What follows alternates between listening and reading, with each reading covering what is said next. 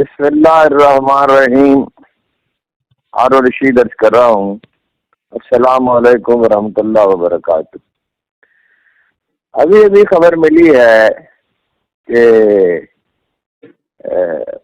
Public policy institute, کیا اس کا نام ہے، ریپبلکن انسٹیٹیوٹ جو ہے، جس کے تجزیے کا میں نے کچھ دیر پہلے ذکر کیا تھا آپ سے رات کو 9 بجے، اور یہ اگرچہ میں ابھی ریکارڈنگ کرا رہا ہوں رات کے 11:05 پہ ہی، مگر صبح آپ اسے دیکھ سکیں گے.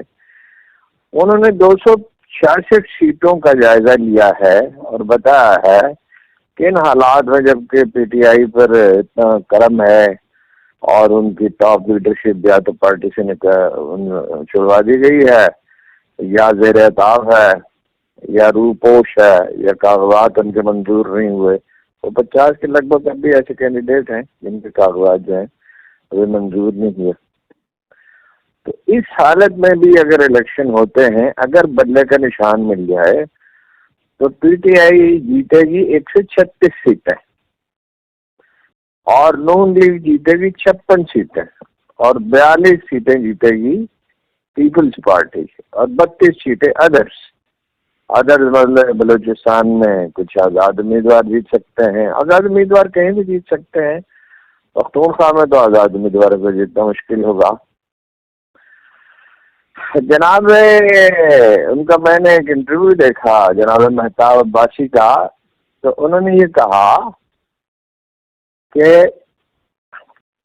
پختونخوا میں نون لیگ آخری سانسیں لے رہی ہے. ان کے الفاظ یہ تھے آخری دموں پر ہے، اور انہوں نے اس طرف اشارہ کیا کہ جب پارٹی دھڑے میں تقسیم ہو جائے، اگر ہم نے صرف اپنا ہی ذکر کیا کہ میرے تو رابطہ نہیں ہے، لیکن ظاہر ہے وہ شاہد خاقان عباسی اور مفتاح اسماعیل اور دانیال اور کتنے لوگ اسے چھوڑ چکے ہیں اور ان کو کوئی پرواہ بھی نہیں ہے نواز شریف صاحب کو، اس لیے کہ انہیں ووٹوں کی تو بہرحال ضرورت نہیں ہے. شاہد خاقان عباسی یہ کہتے ہیں کہ الیکشن کمیشن کا سپریم کورٹ جانے کا جواز نہیں ہے. الیکشن میں اس سے ابہام پیدا ہوگا، نقصان ہوگا. اس سے کیا مقصد حاصل ہوگا؟ دستور کے مطابق ووٹ دینا، سیاسی جماعت بنانا ایک فنڈامنٹل رائٹ ہے، بنیادی حق ہے. پارٹی نشان واپس لے کے کیا کرنا ہے؟ کرنا یہ ہے کہ انہیں جیتنے نہیں دینا، اور کیا کرنا ہے. اعتزاز حسن صاحب کہتے ہیں کہ جسٹس اعجاز الحسن کے معاملے میں اس چیز کو بھی مد نظر رکھیں کہ لندن سے آئے ہوئے شخص کی آج کل ہر بات مانی جا رہی ہے. مساوی مواقع، لیول پلینگ فیلڈ، انہوں نے کہا مساوی مواقع کے لیے اس کی شرائط ہیں، ان میں سے ایک جسٹس اعجاز الحسن کی قربانی بھی ہو سکتی ہے. جسٹس اعجاز الحسن کے چیف جسٹس قاضی فائز عیسیٰ سے مسلسل اختلافات چلے آئے ہیں. اب میں کوئی جو کاروائی ہوئی ہے، جیسے آپ سے وعدہ کیا تھا، وہ ایک بات میں نے عرض کر دی تھی، باقی اب وہ صرف کاروائی عرض کرتا ہوں کہ پی ٹی آئی کے وکیل اس کے الیکشن کمیشن کے وکیل کو تو جناب چیف جسٹس نے سنا، انہیں موقع دیا، دینا بھی چاہیے تھا، لیکن پی ٹی آئی کے وکیل جو ہیں ان کو وہ ٹوکتے رہے اور پی ٹی آئی کے درخواست پر ویڈیو چلانے کی درخواست انہوں نے مسترد کر دی. حالانکہ بھٹو کیس میں جسٹس نسیم حسن شاہ کے بیان کی ویڈیو انہوں نے چلائی تھی. پاناما کیس کے فوراً بعد جسٹس اعجاز الحسن کے گھر پر فائرنگ ہوئی تھی. جلسوں میں نون لیگ کے جلسوں میں ان کی تصاویر وضع کر کے ان کی تذلیل کی گئی تھی. مولانا فضل الرحمان نے چیف جسٹس عطا عمر بندیال کے خلاف مظاہرہ کیا تھا. اس مظاہرے میں غلیظ نعرے لگائے گئے تھے. جسٹس اعجاز الحسن اور جسٹس منیب اختر پر مشتمل 2 رکنی بینچ کا فیصلہ موجود ہے کہ جوڈیشل کمیشن مستعفی یا ریٹائرڈ ججز کے خلاف کارروائی نہیں کر سکتی. اس فیصلے کے باوجود جسٹس مظاہر اکبر نقوی کے خلاف کارروائی جاری ہے. آج عدالت میں حامد خان نے کہا अपील तो पीटीआई के वकील ज़ाहिर है हमर साहब जानते हैं, अपील तो मुदस्सरा फरीक को करता है। इलेक्शन कमीशन कैसे अपील कर सकता है? चीफ जस्टिस, क्या इलेक्शन कमीशन अपने हुक्म का दिफा न करे?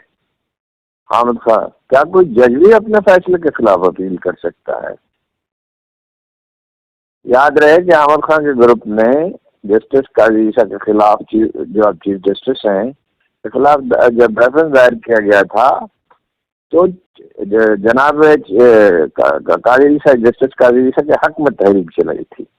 और ये भी मैं बार बार याद दिलाता हूँ कि इस फैसले के मुहर्रिक शहजाद अकबर थे, जो हुकूमत बदलते ही मुल्क से बाहर चले गए। अब वहाँ बैठ के वो अपने आप को जस्टिफाई कर रहे हैं।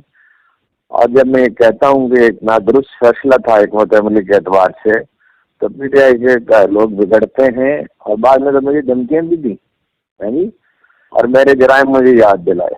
वो मेरे सब जराइम मुझे याद हैं। यानी मैं ये कहता रहा हूँ कि भाई आप टिकटों की तकसीम में गलती करते हैं, दूसरी जगह आप फिर गलती की है, लेकिन बाबा इंसान हूँ, मेरी बात चीज़ें जो उन्होंने पॉइंट आउट किए दुरुस्त भी हो सकती हैं। मसलन ये उन्होंने कहा कि जी आप तो ने तो जनाब इस पर भी नुक्ताचीनी की थी शाह महमूद कुरैशी पे, तो मैंने दुरुस्त नुक्ताचीनी की थी, कभी मुझे नहीं टोका खान साहब ने उससे। मैं उनसे उस नुक्ताचीनी के बाद 5, 7, 10 दफ़ा उनसे तन्हाई में मिला, उन्होंने कभी मुझे नहीं कहा कि आपने गलत किया, और कभी उन्होंने मेरी इस्लाह की कोशिश भी नहीं की। हालांकि बहुत सी चीज़ों के बारे में मुझे कहते थे कि ये बात दुरुस्त नहीं है, ये बात दुरुस्त है, और ज़ाहिर है एक खुल के बात होती थी और वो खुल के बात करने के आदी है। अच्छा, फिर उस पर आते हैं कार्रवाई पे कि एक तरफ तो हाल ये है कि जुडिशियल इंक्वायरी नहीं हो रही जिसका हम खान ने जिक्र किया, दूसरी तरफ जो मुकालमा हुआ है वो आप सुन लें। हामिद खान ने कहा 9 मई के वाक़यात पर एक तरफा बयान चलाते हुए तहरीक इंसाफ को मुर्द इल्ज़ाम कैसे ठहराया जा सकता है? इन वाक़यात की जुडिशियल इंक्वायरी यानी अदालती तहकीकात होनी चाहिए थी। तोड़ फोड़, जराव घराव में कौन लोग मुलव्वस थे? 11 मई को सुप्रीम कोर्ट के रूबरू इमरान खान ने कहा था कि मुझे तो इन वाक़यात का इल्म 11 मई को हुआ। 9 मई को वाक़यात तो 11 मई को हुआ, इल्म हुआ। जाहिर है वो तो खुद कस्टडी में थे, वो तो मौजूद ही नहीं थे, यानी अपने घर पे तो नहीं थे वो, और कोई सबूत उनके खिलाफ पेश भी अब तक नहीं किया गया। चीफ जस्टिस, इधर लिखा है कि इलेक्शन हर 2 साल के बाद होंगे, बाकी अहदेदारों के हर 3 साल बाद। आप क्यों कह रहे हैं कि हर 5 साल के बाद होंगे? वकील इलेक्शन कमीशन, नहीं हमें कोई मसला नहीं है, लेकिन इलेक्शन आइन के मुताबिक नहीं हुए। चीफ जस्टिस, पीटीआई का कोई दफ्तर है? मुस्तकिल दफ्तर कहाँ है? वकील इस्लामाबाद में है। चीफ जस्टिस, अगर कोई शख्स इलेक्शन लड़ना चाहता है तो कैसे लड़े?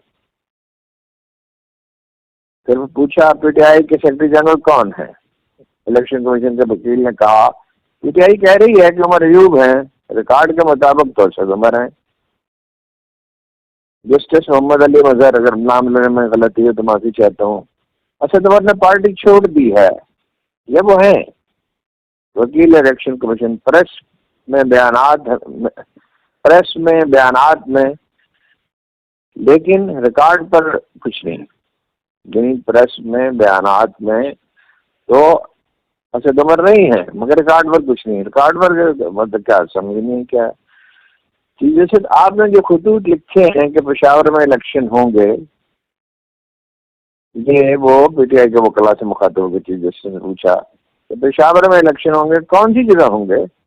वो नहीं बताया। न्याजुल्लाह न्याजी, वीडियो मौजूद है, अदालत में चला लें। चीफ जस्टिस, वीडियो बाहर जाके चलाएं, हम दस्तावेजात पे केस चलाते हैं। चीफ जस्टिस न्याजुल्लाह न्याजी से, आज आप वकील नहीं पार्टी हैं, आपको तमीज नहीं कि सीनियर वकला के मौजूदगी में इजाजत के बगैर बात कर रहे हैं? इजाजत लेकर बात करनी चाहिए, बहस न करें। एक मामूली सवाल पूछा है कि कोई तहरीर रिकॉर्ड है, आपने पार्टी मेंबरान को बताया कि इस जगह पार्टी इलेक्शन होंगे। न्याजुल्लाह न्याजी, 8,70,000 لوگ تحریک انصاف کے رجسٹرڈ ممبر ہیں، چیف جسٹس آپ کو نہیں سنوں گا، ایسے نہیں ہوتا، آپ کے سینئر وکیل موجود ہیں۔